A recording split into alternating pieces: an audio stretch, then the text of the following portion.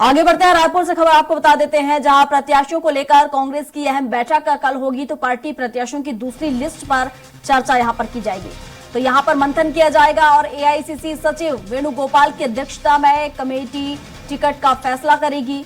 तो कांग्रेस कमेटी करेगी टिकट का फैसला और बैठक के बाद 60 सीटों के लिए हो सकती है सूची जारी। तो बता दें कि रविवार को 30 सीटों के प्रत्याशियों की सूची जारी कर दी गई है। और हेमंत हमारे साथ लगातार बने हुए थे, हेमंत का रुख कर लेते हैं। हेमंत, कल फिर एक बार बैठक होनी है, फिर विचार विमर्श किया जाएगा, फिर मंथन किया जाएगा और अब देखा जाए तो 60 सीटों के लिए यहां पर विचार मंथन किया जाएगा। कौन से नाम हो सकते हैं जिन्हें यहां पर दावेदारी दी जा सकती है और कौन से नाम हो सकते हैं जिनकी चर्चाएं चल रही हैं कि उन्हें इस बार बदला जा सकता है? क्या कुछ अपडेट सियासी गलियारों में? हाँ, देखिए, कुछ दिन पहले दिल्ली में केंद्रीय चुनाव समिति की बैठक हुई थी।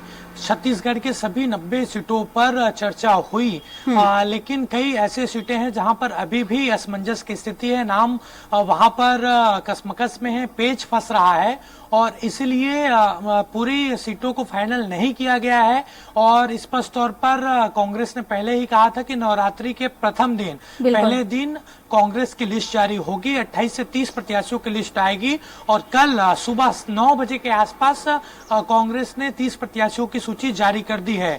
30 प्रत्याशियों में देखने वाली बात यह है कि पहले ही चरण की सीटों में 8 विधायकों के टिकट काटे गए हैं। स्पष्ट संदेश कांग्रेस ये देने की कोशिश कर रही है कि सर्वे के आधार पर ही ये टिकट बांटा जा रहा है। जिन विधायकों का परफॉर्मेंस खराब है उन विधायकों को मौका इस बार नहीं मिलेगा। और 90 में से 30 चूंकि प्रत्याशियों का ऐलान हो गया, 60 सीटों पर अभी भी उम्मीदवारों की घोषणा होनी बाकी है। इसलिए 17 तारीख को केंद्रीय चुनाव समिति की बैठक नहीं होगी। एक कमेटी का ऐलान किया गया है कांग्रेस के सचिव वेणुगोपाल की अध्यक्षता में। वो कमेटी बाकी बची हुई सीटों पर चर्चा करेगी और कल दिल्ली में वो बैठक होगी। और बैठक के बाद संभवतः ये माना जा रहा है कि जल्द 1-2 दिन में बाकी बचे 60 सीटों पर उम्मीदवारों की घोषणा कांग्रेस कर देगी। और उसमें भी देखिएगा काफी परिवर्तन देखने को मिलेगा। कई विधायकों के टिकट खतरे में है। जो मैदानी स्तर के जो इलाके हैं, जो रायपुर बिलासपुर संभाग हैं, वहां पर भी विधायकों के लिए खतरे की घंटी है।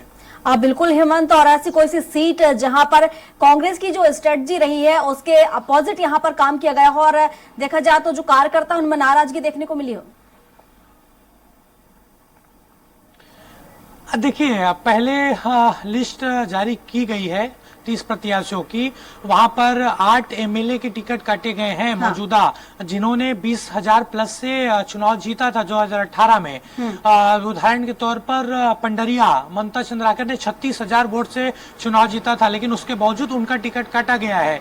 यानी पूरी सर्वे के आधार पर टिकट यहाँ पर बांटा गया है कांग्रेस के द्वारा।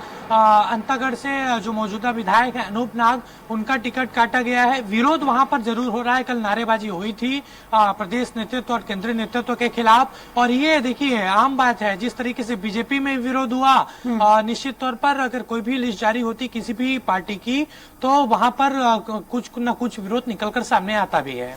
बिल्कुल हेमंत, हालांकि अब देखने वाली बात होगी जो 60 सीटों पर प्रत्याशी घोषित किए जाने हैं, जिसको लेकर मंथन जारी है। तो क्या कौन कौन से वो नए चेहरे यहाँ पर शामिल किए जाएंगे और किनका टिकट यहाँ पर कटेगा? शुक्रिया आपका तमाम जानकारियों के लिए।